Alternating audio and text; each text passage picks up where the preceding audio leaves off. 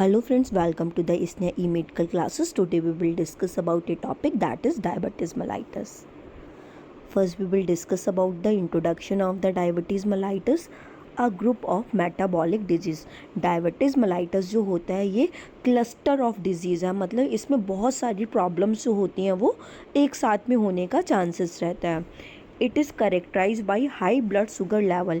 Diabetes mellitus में क्या होता है, जो ब्लड शुगर लेवल हम लोगों के ब्लड का होता है वो बहुत ज़्यादा हाई हो जाता है. High blood sugar defect in insulin secretion.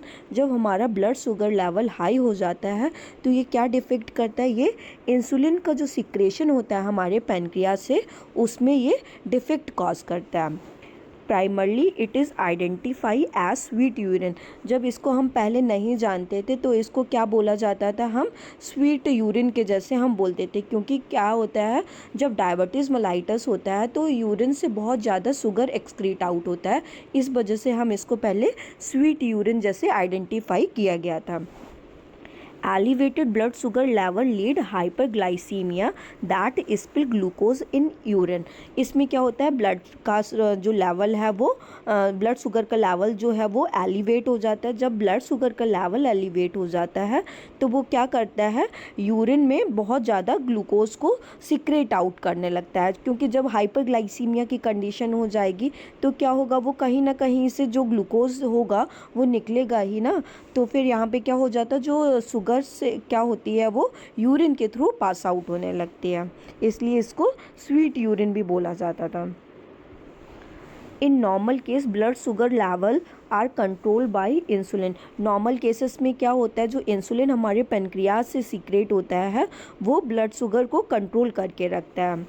Insulin is a hormone that is produce by pancreas. Insulin एक हार्मोन होता है जो किससे सीक्रेट होता है, ये पेनक्रियाज से सीक्रेट होता है. Insulin lower blood sugar level. Insulin क्या करता है, हमारे जो शुगर का लेवल होता है उसको लोअर करके रखता है, मतलब मेंटेन करके रखता है. When we eat insulin release and maintain blood sugar. जब भी हम कोई खाना खाते हैं, कोई भी चीज़ खा रहे हैं तो इंसुलिन जो होता है पैनक्रियाज से वो रिलीज़ होता है और जो ब्लड शुगर का लेवल होता है उसको मेंटेन करके रखता है. Insufficient production of glucose cause hyperglycaemia. जब इसका इनसफिशियंट प्रोडक्शन होगा, हम खाएंगे लेकिन हमारा इंसुलिन जो है वो पेनक्रियाज से प्रोड्यूस ही नहीं हो रहा है, जब उसका इनसफिशियंट प्रोडक्शन होने लगेगा तो वो क्या कॉज कर देगा, हमारा हाइपरग्लाइसीमिया की कंडीशन को कॉज कर देगा. Next one, definition of the diabetes mellitus.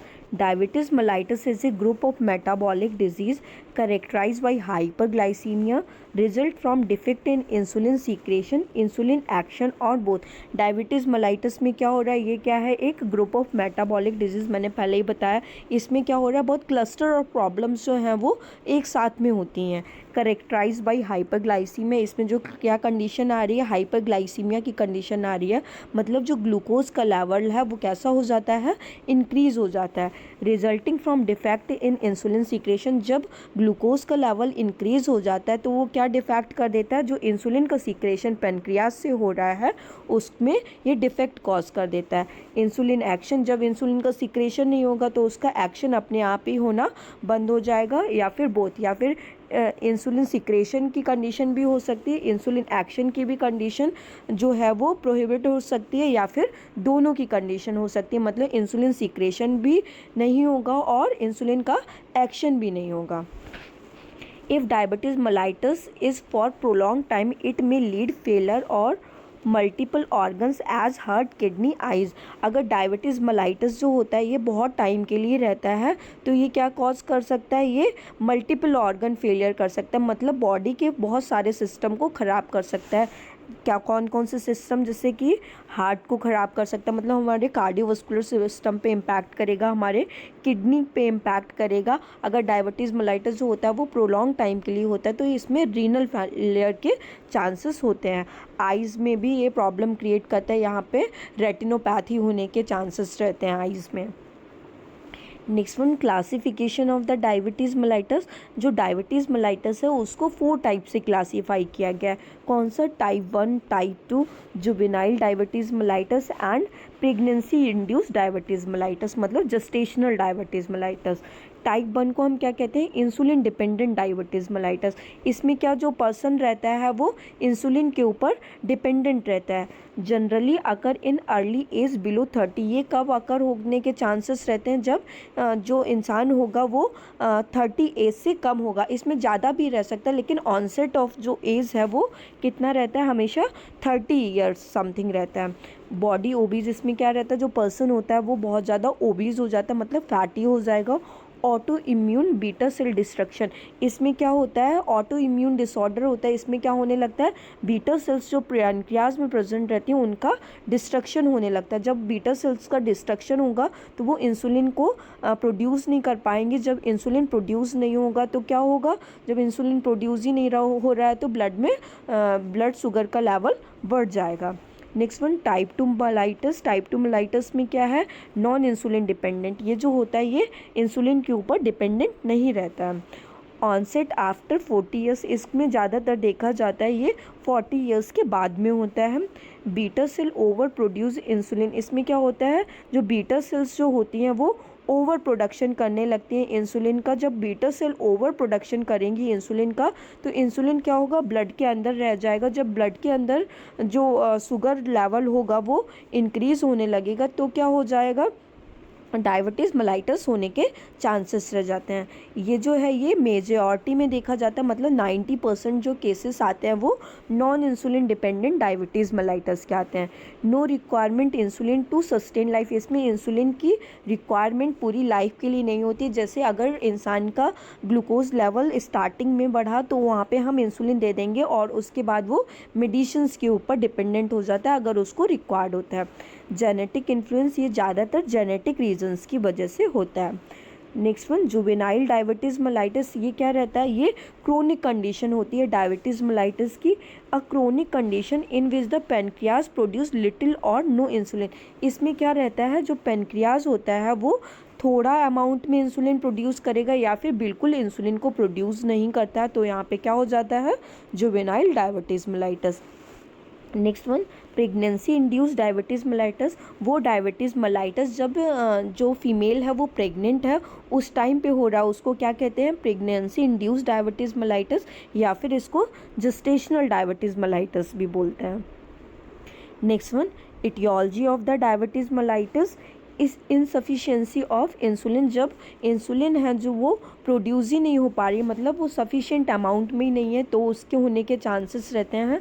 Failure of production of insulin, या फिर इंसुलिन का जो प्रोडक्शन है वो बिल्कुल बंदी हो गया तो भी डायबिटीज़ मेलाइटस कॉज करता है।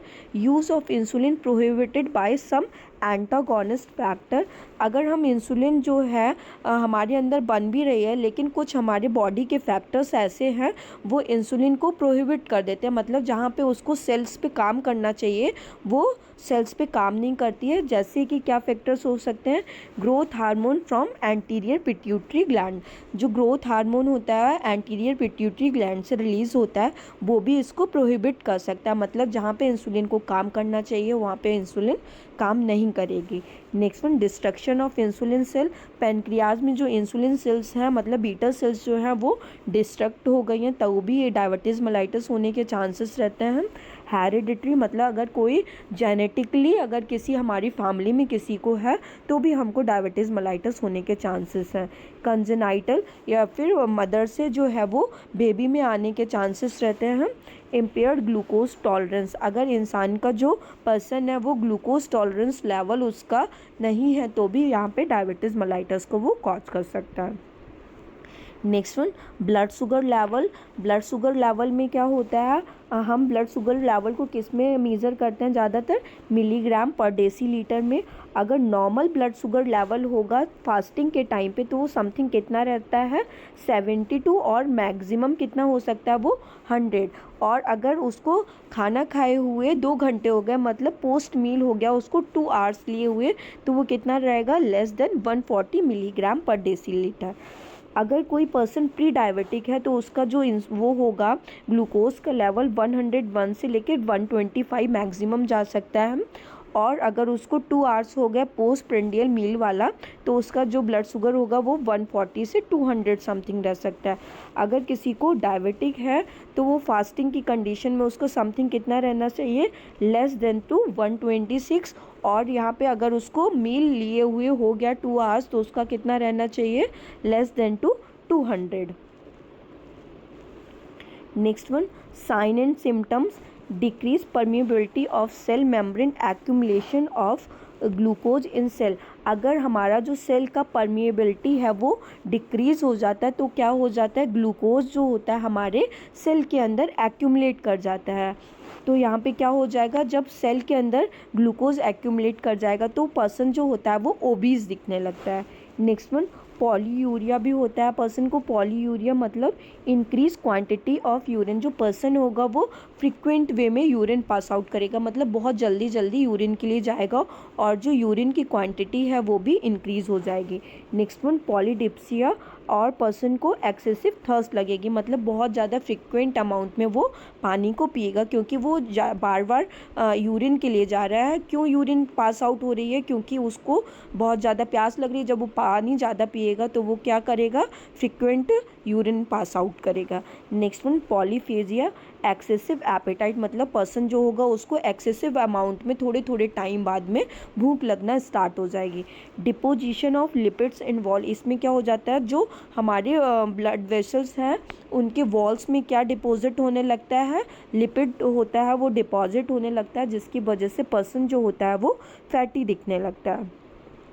नेक्स्ट वन, डायग्नोस्टिक इवेल्युएशंस हम क्या करेंगे, कंप्लीट हिस्ट्री लेंगे, पेशेंट की फिजिकल एग्जामिनेशन करेंगे, कंप्लीट हिस्ट्री में उसका देखेंगे कि ये कहीं हेरिडिटरी कॉज है या फिर उसको नॉर्मल कुछ इन्वायरमेंटल फैक्टर्स की वजह से हुआ है। फिजिकल एग्जामिनेशन करेंगे, उसका आई एग्जामिनेशन करेंगे, वेट चेक करेंगे, उसका बीपी लेंगे और देखेंगे कुछ इनमें वेरिएशंस तो नहीं आ रहा।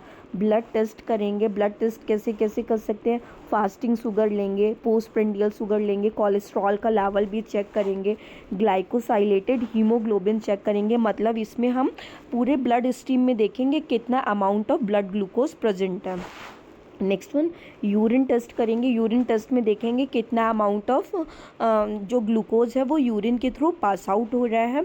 ब्लड प्रेशर मॉनिटर करेंगे और उसका पर्सन का वेट मॉनिटर करेंगे, क्योंकि जो ब्लड प्रेशर होता है वो फ्रिक्वेंट अमाउंट में यहाँ पे जब डायबिटीज़ मेलाइटस कॉज करता है तो वो इंक्रीज़ होने के चांसेस रहते हैं। और वेट जो होता है वो भी हमेशा इंक्रीज़ होता है क्योंकि पर्सन जो होता है वो ओबीज हो रहा होता है।